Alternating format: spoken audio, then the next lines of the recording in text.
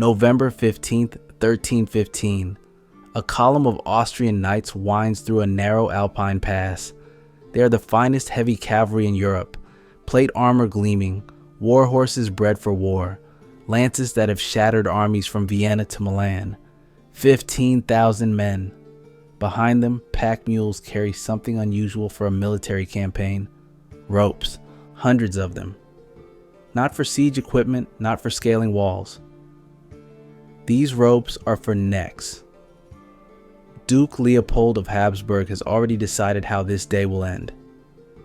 With Swiss farmers dangling from every tree in the Confederation, he's brought the executioner's tools before the battle has even begun. When his scouts reported the enemy's numbers, 600 men, maybe a few hundred more, armed with axes and farming tools, Leopold reportedly laughed. One of his commanders suggested caution. The Duke's answer would echo through 7 centuries of European history. We'll hang every rebel by Christmas. Save the ropes for the leaders. The rest aren't worth the hemp. He was half right. Ropes would be used that day, but not by him.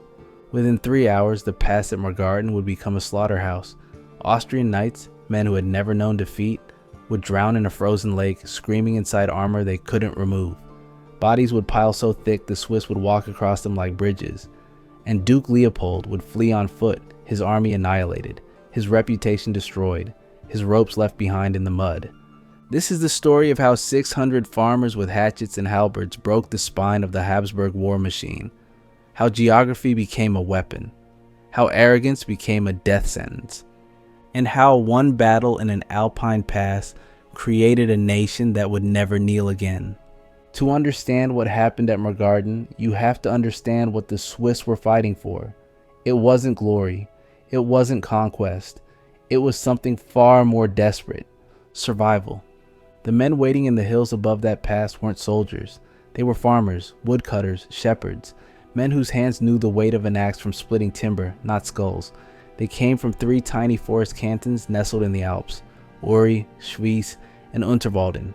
Combined population, maybe 40,000 souls, women, children, the elderly, and the men of fighting age? Perhaps 4,000 total scattered across mountain villages that took days to reach on foot. Against them stood the Habsburg Empire, the most powerful dynasty in Central Europe, rulers of Austria, Styria, Carinthia, and a dozen other territories. An empire with bottomless coffers, professional armies, and a single obsessive goal: crush the Swiss rebellion and make an example so brutal that no peasant would ever dare defy nobility again. This wasn't a war between equals. This was an extermination campaign, and the Swiss knew exactly what defeat would mean. 3 years earlier, Habsburg soldiers had raided the village of Arth, just miles from the Margarten Pass. They hadn't come for battle. They'd come to teach a lesson. The men were bound and forced to watch as soldiers moved through the houses, livestock slaughtered, grain stores burned, and the women. The chronicles don't say what happened to the women. They don't have to. Every man at Margarten knew. One of those men was Werner Stauffacher, a farmer from Schwyz. His wife, Margrethe, had looked him in the eye the night before he left and said something he would carry to the pass. Better our children grow up fatherless than see them grow up slaves. She wasn't being dramatic. Habsburg rule meant serfdom. It meant their sons would be property, their daughters married off to Habsburg loyalists, their land their grandfathers had cleared from forests with their own bleeding hands, confiscated and handed to Austrian nobles who'd never seen a mountain. So when Werner Stauffacher took his position above the pass on that frozen November morning, he wasn't fighting for abstractions like freedom or independence. He was fighting so his children wouldn't be sold. He was fighting because the alternative was watching everything he loved be destroyed while he dangled from a Habsburg rope. 600 men. That's all the Swiss could muster for this defense. 600 against 15,000. 40-1 odds. In any tactical manual, those numbers meant annihilation. The Austrians had knights in full plate armor, war horses that cost more than a Swiss village earned in a decade, crossbowmen, infantry, siege engineers. The Swiss had halberds, peasant weapons, essentially farming tools with blades attached. They had axes, they had rocks, they had gravity, and they had one thing the Austrians would never understand until it was far too late: They had absolutely nothing left to lose. A knight fights for honor, for glory, for the chance to win lands and titles. When the battle turns, he can surrender. His armor makes him valuable, worth more alive for ransom than a dead in the mud. A Swiss farmer has no such luxury. No one will ransom him. No one will spare him. If he runs, his family dies. If he surrenders, his family dies. If he loses, his family dies. The only path to survival runs straight through the enemy. That changes a man. It makes him something a knight in shining armor cannot comprehend. Something far more dangerous than any cavalry charge. It makes him desperate, and desperate men don't break. To understand how 600 farmers ended up facing the wrath of an empire, we have to go back 24 years, to a document, to a meadow, and to 3 men who committed what the Habsburgs considered the ultimate crime. They said no. August 1291, a meadow called Rütli, hidden in the mountains above Lake Lucerne. 3 men meet in secret, each representing one of the forest cantons.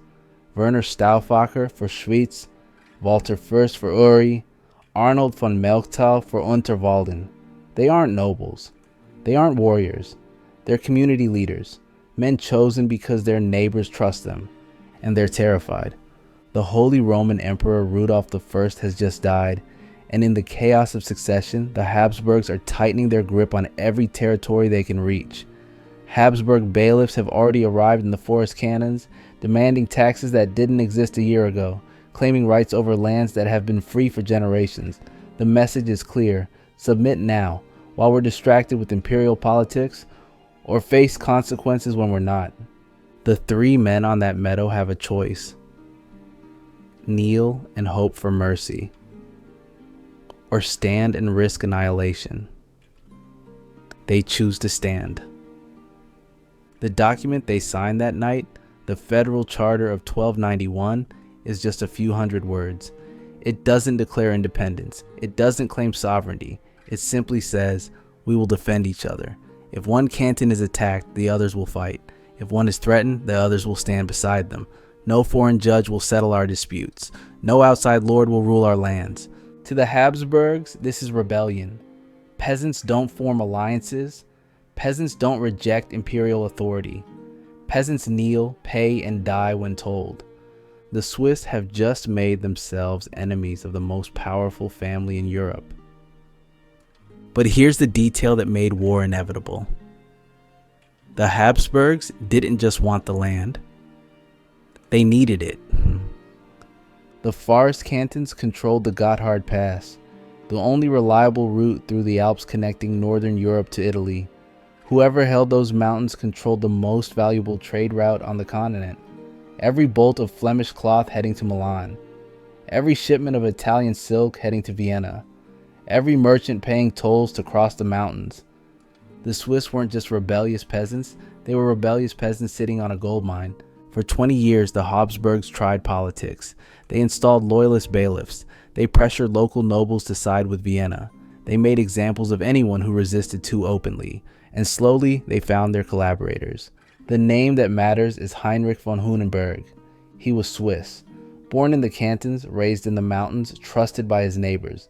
He was also ambitious, far too ambitious for a minor nobleman in a backwater territory. The Habsburgs offered him what his homeland never could: titles, lands, a seat at the table of real power. All he had to do was provide information. For years, Heinrich fed Vienna everything they needed: troop movements, harvest yields, which villages had men of fighting age, which were defended only by old men and boys. He mapped the mountain paths. He identified the leaders. He told them exactly how to crush the rebellion with minimum effort. And in November 1315, he gave them the final piece: the route. Duke Leopold's army was marching from Zug toward the heart of Schwyz. There were 2 paths: the main road, wide, established, easily defended, and a narrow track along the shores of Loch Agary, threading through the Morgarten Pass. Faster, but treacherous. A death trap if the enemy knew you were coming. Heinrich assured them the Swiss didn't know. He was wrong. Or perhaps he was something worse than wrong. Perhaps at the last moment, guilt crept into whatever was left of his conscience. Because 3 days before the Austrian army marched, a message arrived at the Swiss camp. An arrow shot over the walls of the village of Schwyz at night, with a note wrapped around the shaft. The handwriting was Heinrich's. Watch the Morgarten. 3 words, no signature, no explanation. Just a warning that the attack would come through the narrow pass, not the main road. The chronicles disagree on why Heinrich sent it. Some say he was a double agent all along, playing the Habsburgs while secretly loyal to his homeland. Others say he simply couldn't stomach the slaughter his information would cause, that he wanted Habsburg gold, but not Swiss blood on his hands. A few darker accounts suggest he had family in Schwyz, a sister or a cousin, and couldn't bear the thought of her body swinging from Leopold's ropes. We'll never know his true motive. We only know what happened next. The Swiss moved. Every fighting man they could muster marched through the night, abandoning the main road defenses, racing toward a narrow strip of land between the mountain and the lake. 600 men hiding in the trees above a pass that the Austrians believed was unguarded. Heinrich von Hunenberg would survive the battle. He would never return to Habsburg service. He would never be welcomed back into the cantons. He would die a decade later, alone, in a monastery in Alsace, a man who had betrayed everyone and belonged nowhere. But his arrow saved a nation. The Swiss were ready, and Duke Leopold was walking straight into the trap. Duke Leopold I of Habsburg was not a fool. This is important to understand. History remembers him as the arrogant nobleman who marched his army into a slaughter. But arrogance is not stupidity, and Leopold was anything but stupid. He was 25 years old, battle-tested, educated in the finest military traditions of medieval Europe. He had fought in Italy. He had commanded sieges. He had watched his father build an empire through patience and calculated violence. Leopold knew exactly what he was doing. The Swiss rebels were an insult, not just to Habsburg authority, but to the natural order of medieval society. Peasants did not defy their betters. They did not form alliances. They did not reject the rule of nobility. If the Swiss succeeded, every serf in Europe would start asking dangerous questions.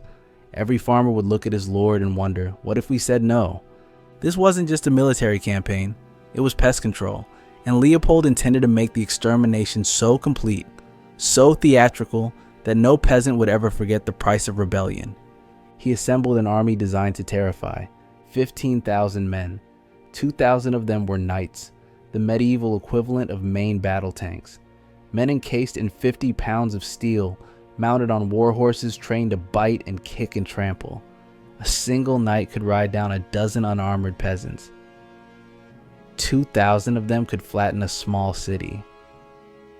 Behind the cavalry came the infantry, professional soldiers from across Habsburg lands, crossbowmen from Tyrol, their weapons capable of punching through oak at 200 paces, men at arms with poleaxes and maces, weapons designed specifically to crack open armor or skulls, supply wagons, siege equipment, field kitchens, and the ropes. Always the ropes. Leopold made sure his men saw them being loaded, made sure word spread through the ranks about what would happen when they reached Schwyz. The Swiss leaders would be hanged first, slowly, while their families watched.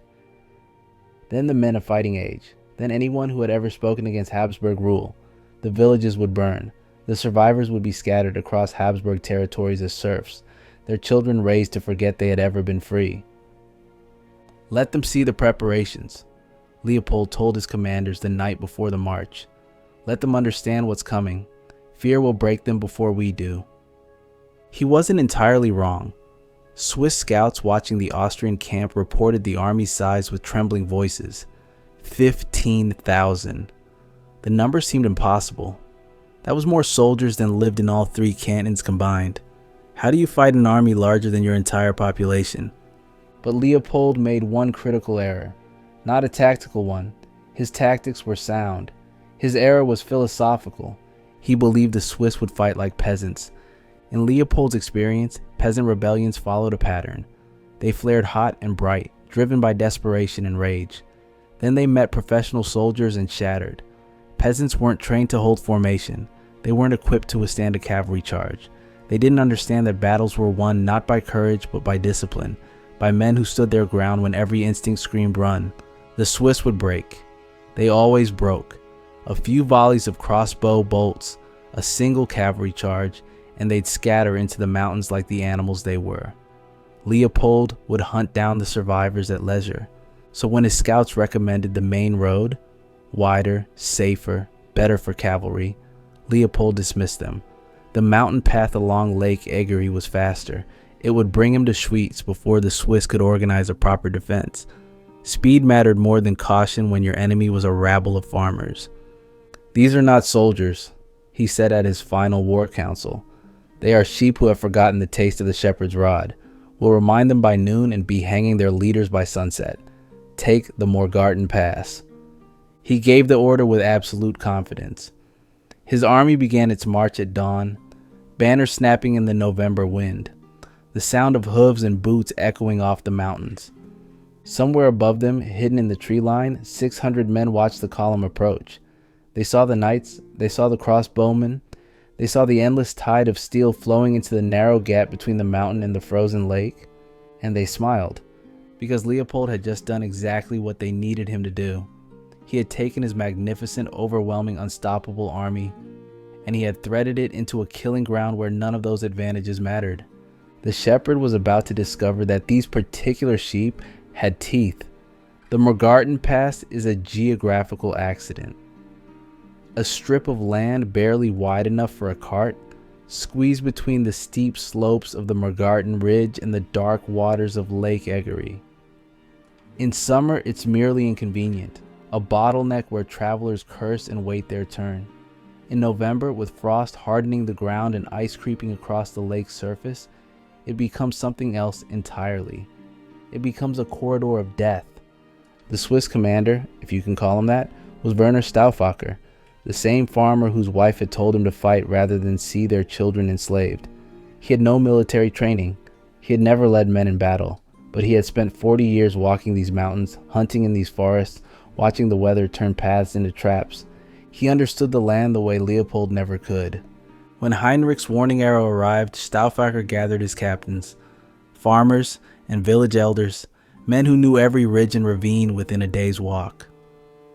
They studied the Morgarten Pass and saw what Leopold's educated commanders had missed. The slope above the path was steep but not impassable. A man could climb it in the dark if he knew where to put his feet. The tree line provided perfect concealment, and the path below was so narrow that a column of soldiers would be forced to stretch thin, unable to form battle lines, unable to bring their numbers to bear, unable to do anything except march forward or retreat. If the Swiss could hold the high ground and strike at the right moment, the Austrians wouldn't be fighting 600 men. They'd be fighting gravity itself. The plan was simple, brutal, and completely insane. They would let the Austrian column enter the pass. Let the knights and cavalry take the lead as they always did, their heavy armor and war horses symbols of their invincibility. Let the infantry follow, stretching the army thin across half a mile of narrow track. Then they would drop the mountain on them. The Swiss spent the night before the battle preparing, not sharpening swords. Most of them didn't have swords. They gathered boulders, hundreds of them, rolled to the edge of the slope and balanced on wooden chocks. They cut trees and positioned the logs as battering rams, ready to tumble down the incline. They built crude barricades at both ends of the pass, hidden in the underbrush, designed to seal the Austrians inside the killing ground. And they prayed. These were not godless men. They were Catholics, every one of them, and the church had made its position clear. The Habsburgs were the legitimate rulers of these lands. The Swiss rebellion was a sin against the divine order. If they died tomorrow, they might well die damned. A priest named Brother Berthold walked among them that night, offering what comfort he could. The chronicles record his words. God sees the hearts of men. He knows who fights for greed and who fights for their children. Let him judge between the tyrant and the father. It wasn't absolution, but it was enough. Dawn came gray and cold. Frost coated the branches. The lake below lay still as glass, thin ice reaching from the shore like skeletal fingers. The Swiss took their positions in absolute silence, 600 men becoming part of the forest, invisible among the trees and rocks. And then they heard it, hoofbeats, distant at first, then growing, the jingle of harness, the creak of armor, the low murmur of thousands of voices. The Austrian army appeared at the northern mouth of the pass, their banners catching the weak morning light. The knights came first, as Stauffacher had predicted, magnificent and terrible. The war horses alone were worth more than everything the Swiss owned combined. Behind them, the column stretched back and back, more men than anyone in the cantons had ever seen gathered in one place. Leopold rode near the front, surrounded by his household guard. His armor was polished to a mirror shine. His sword had been blessed by a bishop. He looked up at the slopes above, a casual glance, routine, and saw nothing but trees and rock. He didn't see the 600 men holding their breath. He didn't see the boulders balanced on their chocks. He didn't see Werner Stauffacher lying flat against the frozen ground, watching the Duke ride directly beneath him. Stauffacher waited. The knights entered the pass. The infantry followed. The column stretched thin, exactly as planned. He waited until the bulk of the army was inside the killing ground, packed so tight that men could barely raise their arms. Then he stood. 600 men stood with him, and the mountain came alive. The first boulder weighed 300 pounds. It came down the slope in silence. No warning, no war cry, just gray stone accelerating through gray air. It struck a knight named Burkhard von Ellerbach directly in the chest. The impact didn't just kill him, it erased him. His breastplate crumpled like parchment. His ribcage collapsed. The boulder continued through him and into the horse behind, shattering the animal's skull, sending both corpses tumbling into the men below. For one frozen heartbeat, nothing happened. The Austrians couldn't process what they'd seen. A man had simply ceased to exist. Then the mountain screamed. 600 voices. 600 men charging down the slope, driving boulders before them, rolling logs into the packed column, falling on the Austrians like an avalanche of flesh and iron. The Swiss didn't fight like soldiers. They fought like men possessed, hatchets rising and falling, halberds punching through armor joints, hands grabbing knights and dragging them from horses. The Austrian column collapsed into chaos in seconds. The knights, those magnificent invincible knights, discovered the terrible truth about heavy cavalry in a confined space. They couldn't charge. There was nowhere to charge to. They couldn't form lines. The path was too narrow. They couldn't even swing their swords properly without hitting their own men. And they couldn't run. The barricades at both ends of the pass slammed shut. Swiss farmers materialized from the underbrush, blocking retreat, sealing the Austrians inside the killing ground. 15,000 men, packed so tight they could barely move, trapped between the mountain and the lake. The slaughter began. A halberd is an ugly weapon. 8 feet of wooden shaft topped with an axe blade, a spike, and a hook. In open battle, knights could ride them down before the peasant got close enough to swing. In the Morgarten Pass, with nowhere to maneuver, the halberd became the great equalizer. The Swiss used them like butchers use cleavers. They went for the horses first. A halberd hook behind the knee, a hard pull, and the warhorse went down screaming. The knight followed, 50 pounds of armor suddenly working against him. On the ground, tangled in his own stirrups, he was helpless. The axe blade came down on the gap between helmet and gorget where the neck was exposed. One swing, one knight, moved to the next. The Austrians tried to rally. Professional soldiers, veterans of a dozen campaigns, they knew how to fight through ambush, form a perimeter, lock shields, push toward the enemy with disciplined pressure. But you can't form a perimeter when you're standing on corpses. You can't lock shields when you're hip deep in a pile of dead horses. And you can't push toward the enemy when the enemy is above you, around you, everywhere at once. The Swiss came from the slopes like water through a broken dam. They didn't stop. They didn't hesitate. They killed with the methodical efficiency of men harvesting wheat. Swing, step, moving through the Austrian ranks like a scythe through grain. Duke Leopold saw his army dying and did the only thing he could. He ran. His household guard formed a wedge around him, cutting toward the rear of the column, trampling their own infantry to escape.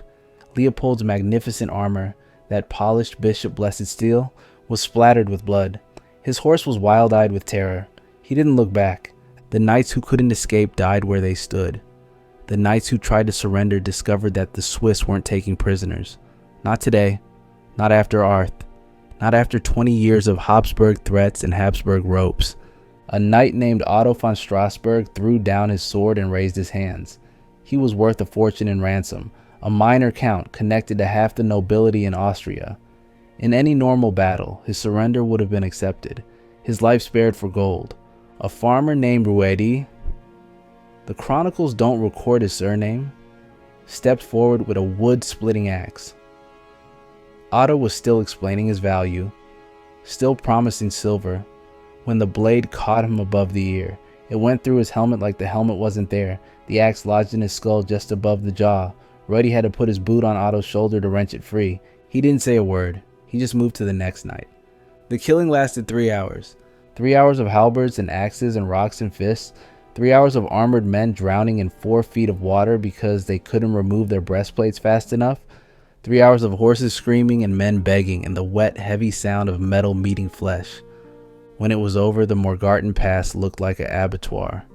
Bodies lay 3 deep in places. The lake's edge was pink with blood, chunks of ice bobbing against floating corpses. 1,500 Austrians dead. Some accounts say 2,000. Knights, professional soldiers, men who had never lost a battle, butchered by farmers with farming tools. Swiss casualties, 12 men. 12. The Austrians hadn't just lost, they had been annihilated. An entire army, the finest heavy cavalry in Europe, wiped out by a force 1/25 their size. And somewhere in the chaos, abandoned in the mud beside the lake, lay hundreds of ropes.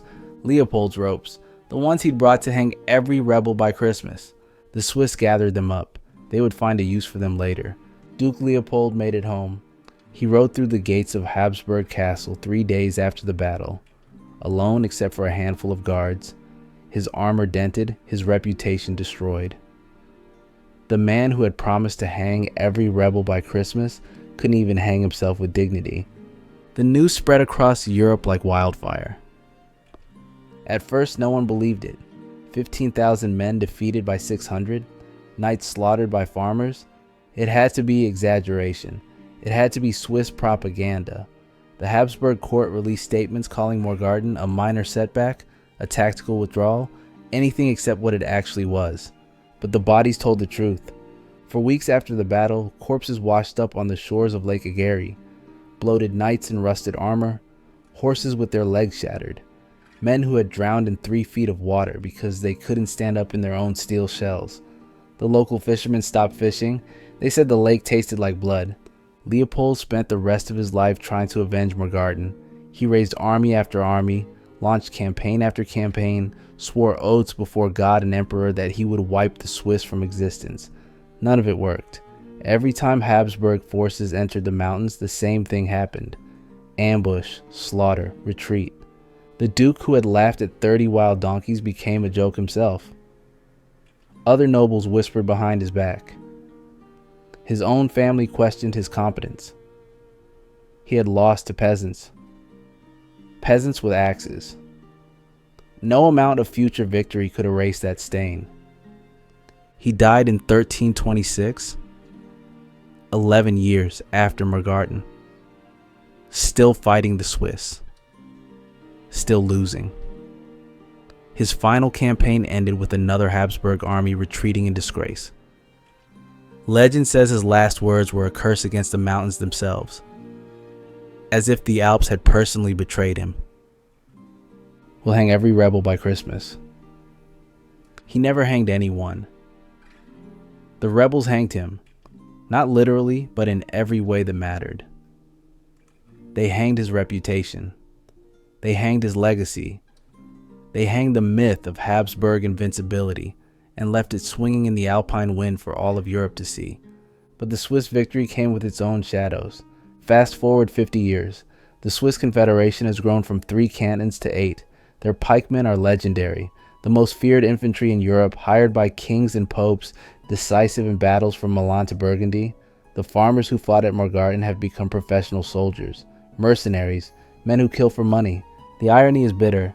They had fought to remain free, to not become servants of foreign lords, and within 2 generations their grandsons were dying in foreign wars, fighting for the same kind of aristocrats their ancestors had slaughtered at Morgarten.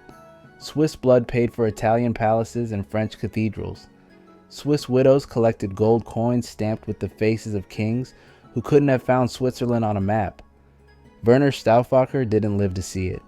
He died in 1329, an old man by medieval standards, respected but never wealthy. His children inherited his farm, his name, and his legacy. They did not inherit his idealism, By 1400, the Stauffacher family was producing mercenary captains, not revolutionary farmers. And there's a darker shadow still. The Swiss learned something at Morgarten.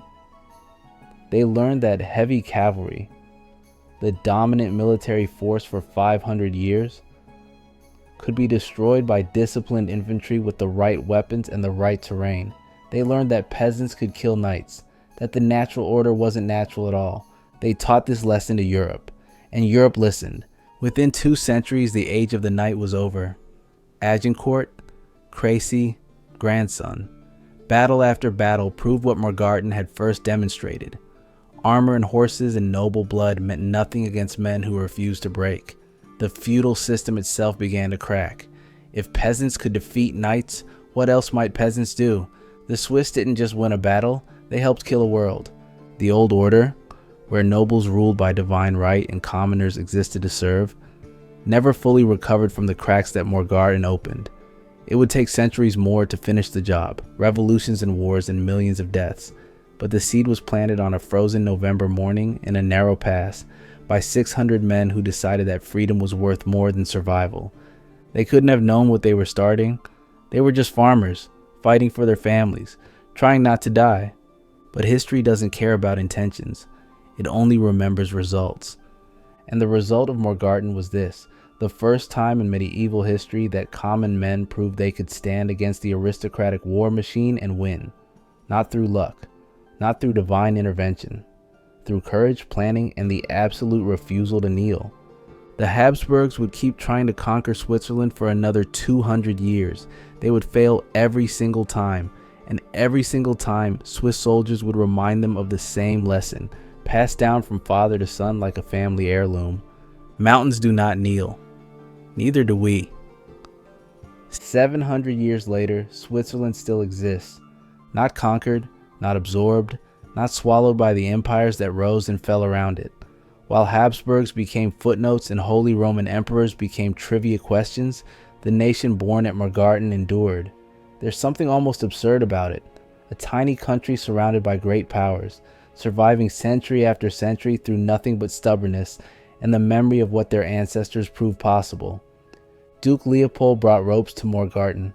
He brought 15,000 men. He brought the absolute certainty that peasants would break, that the natural order would reassert itself, that by Christmas the rebellion would be a memory and the rebels would be corpses. We'll hang every rebel by Christmas, save the ropes for the leaders. The rest aren't worth the hemp. The leaders were worth more than hemp. They were worth a nation. Every November 15th, the Swiss still gather at Morgarten. A small ceremony, a few speeches. They read the names of the 12 men who fell defending the pass. 12 farmers who gave their lives so their children wouldn't grow up in chains. They do not read the Austrian names. There were too many. And besides, the Austrians brought their own ropes. They can hang in history without Swiss help. The pass itself looks almost peaceful now. Trees, water, mountains. You never know that the ground beneath your feet once ran red with the blood of knights. You never know that this quiet strip of land changed the course of European history. But the Swiss know. They remember. If you've made it this far, you understand something most people don't. That history isn't just dates and names, but desperation and courage and the terrible arithmetic of survival. That's rare. Thank you for watching. Here's a question to consider. Were the Swiss freedom fighters or the first spark of the chaos that would eventually burn down the feudal world? Did they save their homeland or help unleash centuries of war? Let me know in the comments. Next time, we're going east, to a battlefield where 300 Spartans held a pass against an empire, Thermopylae. You've heard the legend, but the true story is stranger, darker, and far more brutal than any movie ever showed you. Subscribe and hit the bell so you don't miss it. I'll see you there.